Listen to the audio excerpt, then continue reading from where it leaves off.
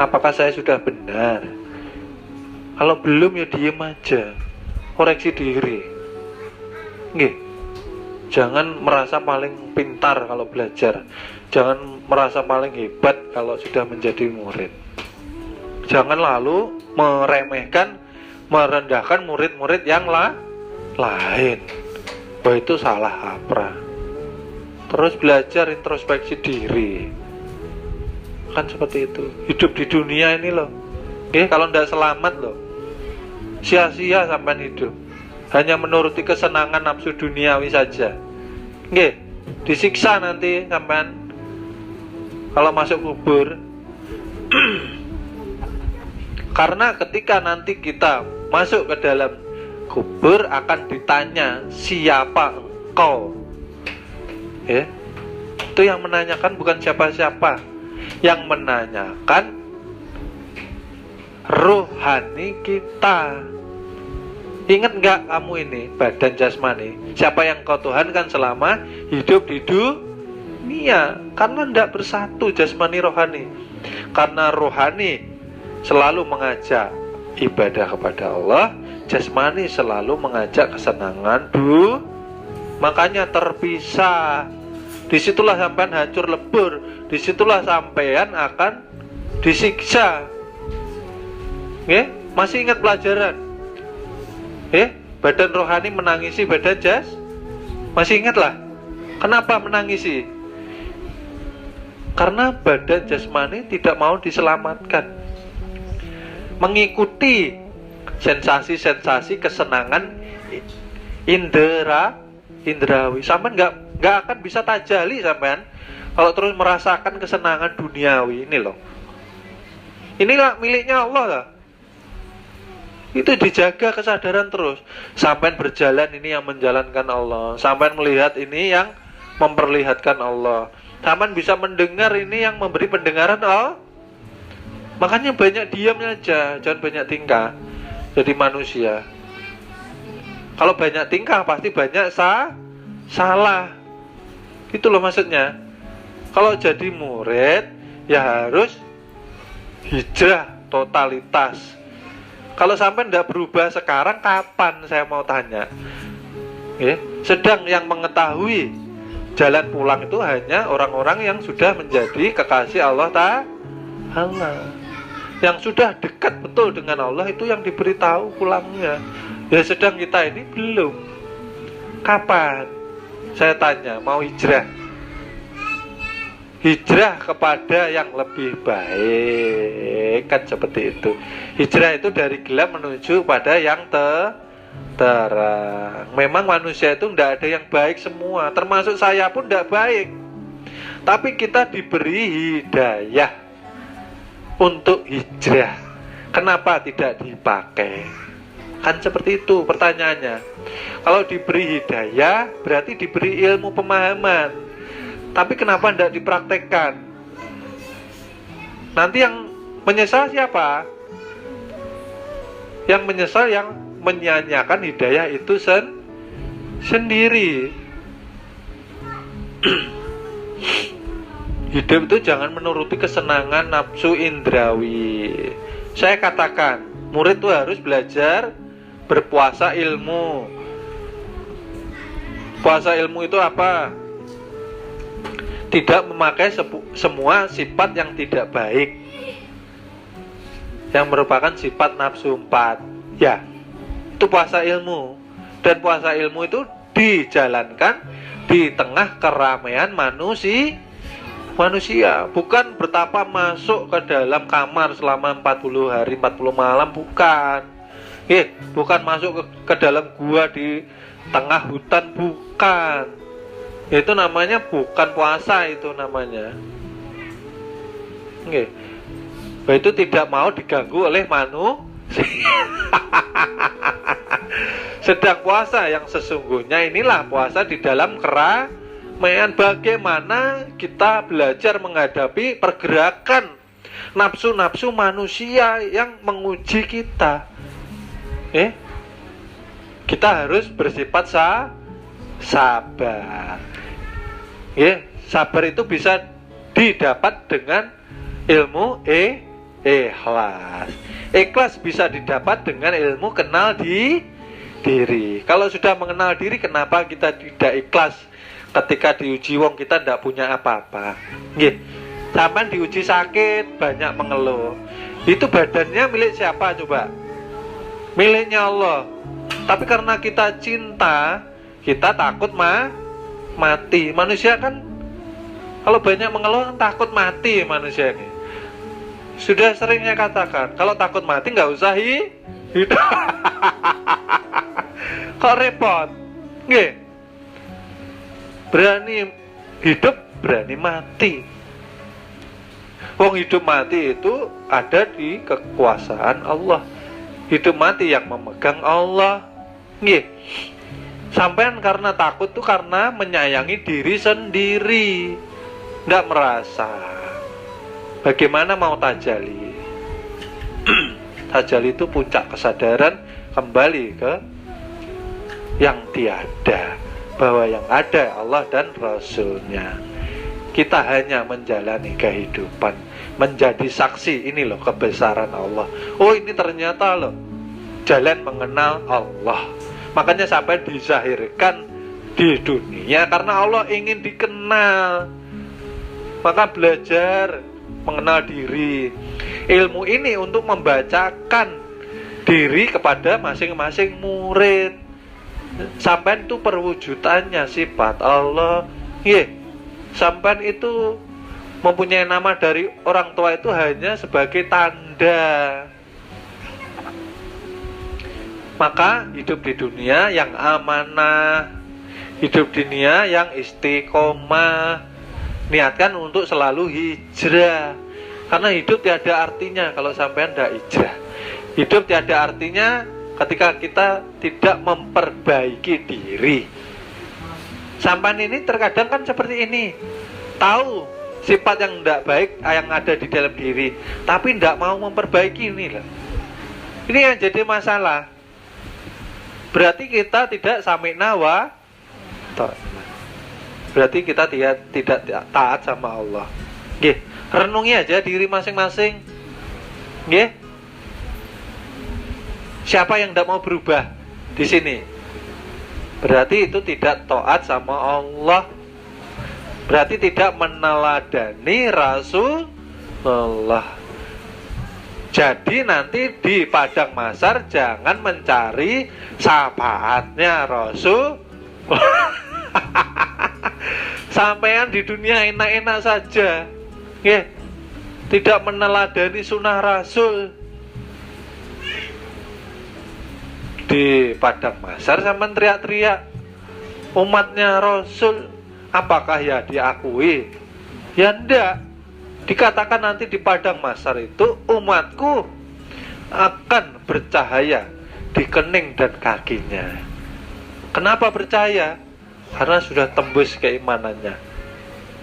Kenapa di kaki menyala? Karena istiqomah di jalan Allah Ta'ala. Di jalan Allah Ta'ala ini penuh dengan ujian. Kenapa? Karena sampean sudah menyatakan keimanan. Seseorang itu diuji karena akan diberikan yang namanya kenaikan. Ya, orang sekolah itu kalau tidak diuji tidak naik-naik. Orang sekolah itu yang ditunggu apa? Ujiannya. Ya, lah ini belajar sebentar diuji sebentar kalang kabut. Ketakutan. Loh, ini bagaimana toh? Pola berpikir inilah coba dirubah. Makanya tadi saya bilang, menghadapi kehidupan ini harus sabar. Kuncinya sabar apa? Ikhlas. Kuncinya ikhlas kenal diri. Kalau sudah kenal diri, sampean perwujudan sifatnya Allah, sampean diuji ya diam saja. Sampean merasa sakit, susah itu karena sampean menyambung rasa dengan yang tidak baik. Menyambungkan rasa dengan nafsu. Karena nafsu ini sifatnya selalu berontak. Ya, kebiasaan makan ikan, diberi tahu tempe berontak.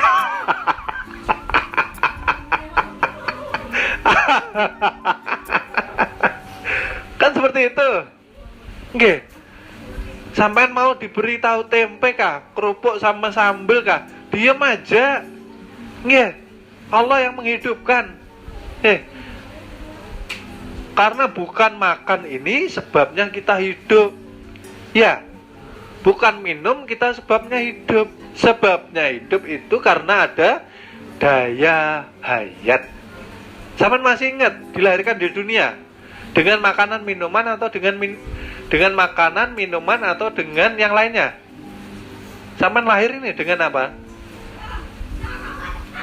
Dengan kezahiran sifatnya Allah. Iya toh?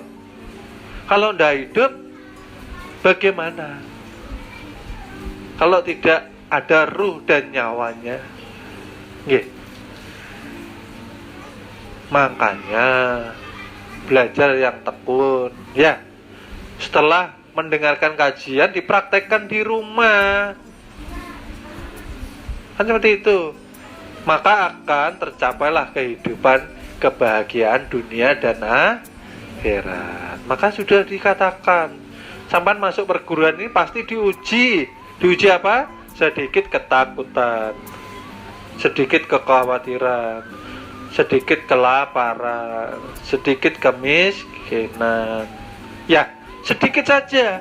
Kalau sampean bisa sabar, bisa ikhlas, maka selesai ujian sampean. Tidak diuji lagi. Kalau murid mengatakan ujian kok tidak ada habisnya, karena tidak ikhlas, karena tidak sabar. Berarti keimanannya masih melenceng, masih menduakan Tuhan. Berarti sampean hidup merasa jauh dari Allah. Kalau manusia hidup selalu jauh dengan Allah perasaannya, maka tidak akan mendapatkan kejayaan di dunia dan di akhirat. Sudah dikatakan kok, Qul hu Allahu, sampean itu ahad, esa. Sampean itu tidak ada apa-apa.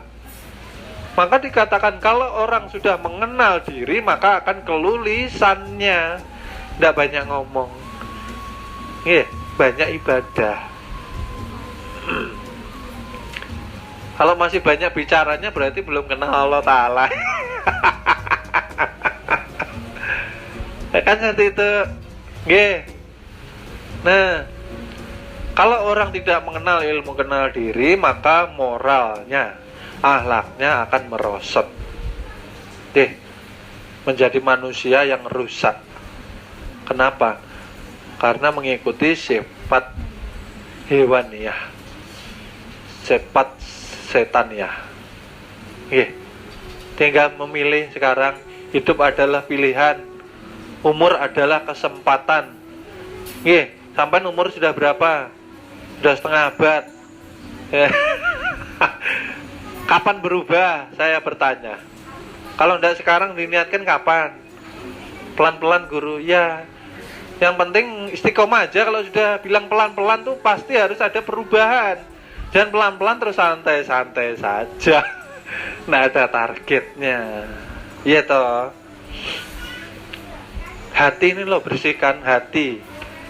Ini singgasananya. Makanya dikatakan arsi itu adalah perwujudan daripada kebesaran sifatnya Allah. Maka Allah bertempat di aras. Arsi itu ya ini loh maksudnya, perwujudan sifatnya. Karena Allah tidak bertempat. Jangan salah dalam mengartikan. Ya, Allah selalu meliputi kita. Jadi bagaimana sampean hidup ini? Ketika diliputi Allah ini bagaimana? Sampean dilihat Allah, sampean dicatat amal ibadah, baik dan buruknya. Hati-hati loh, hidup. Jangan menyesal loh ya. Karena hidup ini bukan besok, hidup itu bukan kemarin. Hidup ini detik ini. Sampean hidup detik ini. Ini loh. keluar masuk isi dengan ibadah, bersihkan hati. Ini karena jalan toriknya menuju kepada yang maha suci. Kalau kita tidak bersih, tidak suci, kapan kita mau berjalan? Kalau bilang berat perjalanan ini berarti tidak ikhlas. Ya. Wong yang mengejar-ngejar dunia aja dibela-belain katanya banting tulang siang malam.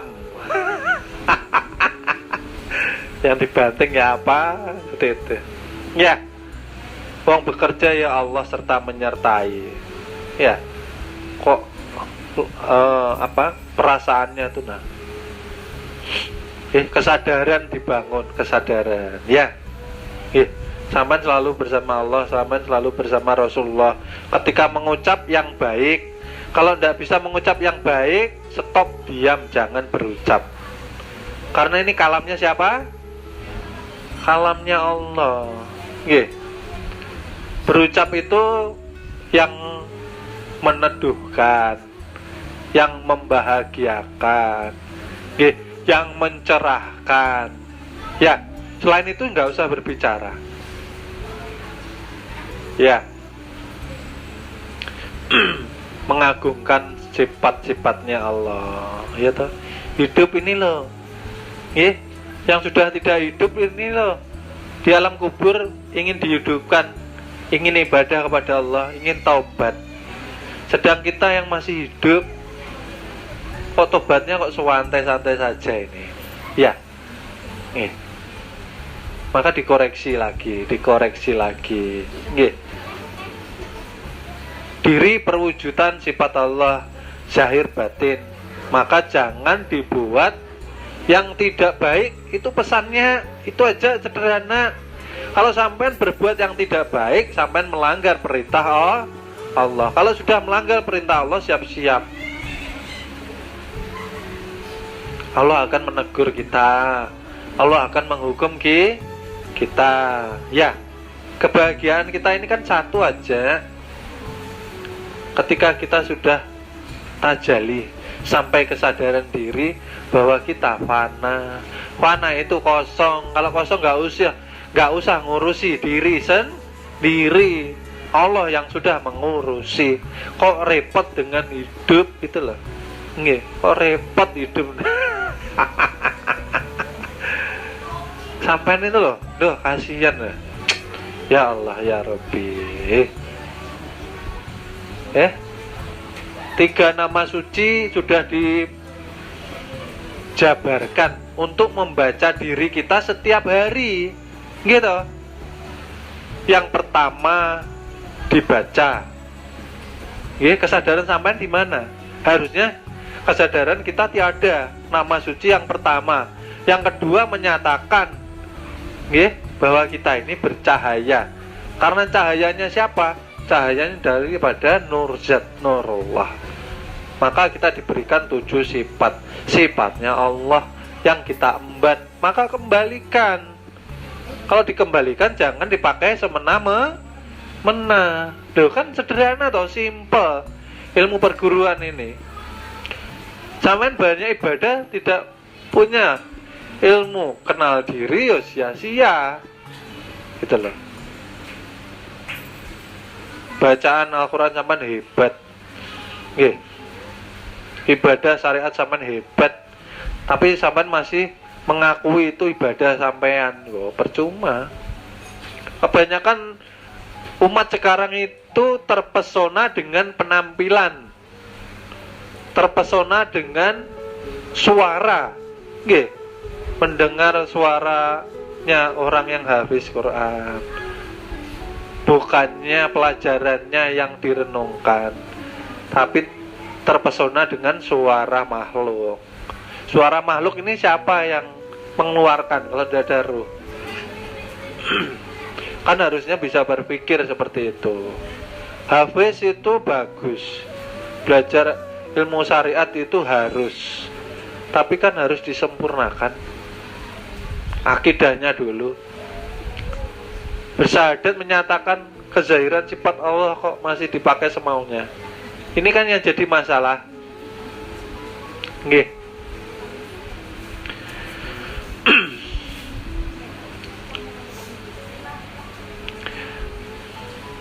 Mungkin cukup sekian pelajaran kajian di majelis hari ini. Mudah-mudahan Allah mengampuni segala dosa-dosa kita. Semoga Allah memberikan keberkahan di dalam hidup kita. Semoga Allah memberikan keimanan sampai di akhir hayat hidup kita. Semoga Allah memberikan husnul khotimah kepada kita semua. Amin, amin, amin. Alhamdulillah ya Rabbul Alamin. Sallallahu ala Muhammad, sallallahu ala Muhammad, sallallahu ala Muhammad, sallallahu ala Muhammad, nurun ala nurin wa huwa Rabbul Arsyil Azim. Sallallahu ala Muhammad, sallallahu ala Muhammad, sallallahu ala Muhammad, nurun ala nurin wa huwa Rabbul Arsyil Azim. Mohon maaf, minta ampun, minta ridhonya apabila ada salah kata dan ucap ketika kami menyampaikan amanah. Terima kasih kami sampaikan, semoga bermanfaat. Kami tutup pengajian hari ini. Wassalamualaikum warahmatullahi wabarakatuh.